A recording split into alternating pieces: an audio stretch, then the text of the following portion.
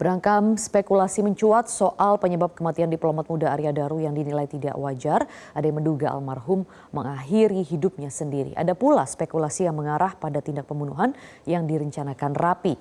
Pihak kepolisian pun kini berpacu dengan waktu untuk menyingkap misteri ruang terkunci di balik kematian sang diplomat.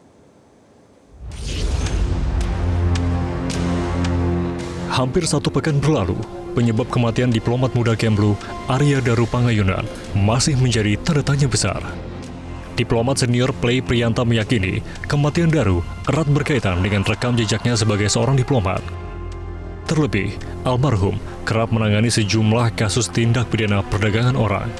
When diplomat kill for a reason, jadi pembunuhan ini tentu ada motif, tentu ada kaitan. Nah, salah satu ini berkaitan dengan pekerjaan.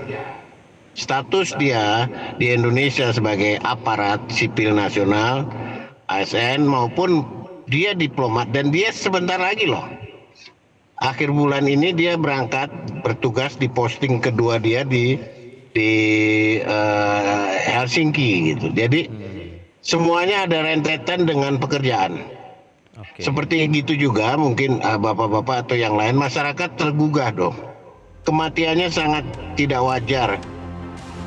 Sementara itu, kriminolog Luki Nurhadianto berpendapat polisi harus mencermati detail denah indekos tempat mendiang Daru ditemukan tewas terlilit plakban.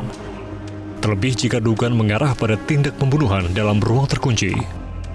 Bisa kita lihat saat kemudian CCTV itu hanya mengarah kepada pintu ataupun jendela, kita kemudian menjadi lupa apakah kemudian ada jalur lain yang bisa dimanfaatkan. Jika kita melihat TKP, bisa kita lihat ini hanya satu lantai gitu bangunannya, maka bisa jadi pelaku tersebut menyusupi melalui atap-atap dan kemudian bisa menjadikan saksi-saksi berikutnya itu muncul. Adanya keributan, adanya kemudian jejak yang ditinggalkan atau CCTV di di gerbang utama saat kemudian di kendaraan atau kemudian orang bisa lalu lalang.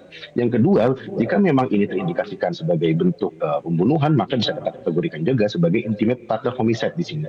Jadi secara lebih spesifik gitu, orang-orang terdekatlah yang seringkali berinteraksi dengan korban atau memiliki keterikatan dengan korban sampai kemudian bisa menghilangkan nyawa dari korban tersebut.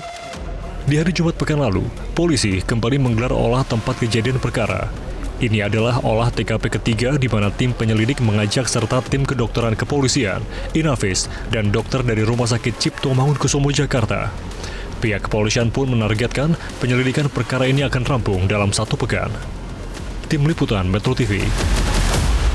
Jelajahi cara baru mendapatkan informasi. Download Metro TV Extend sekarang.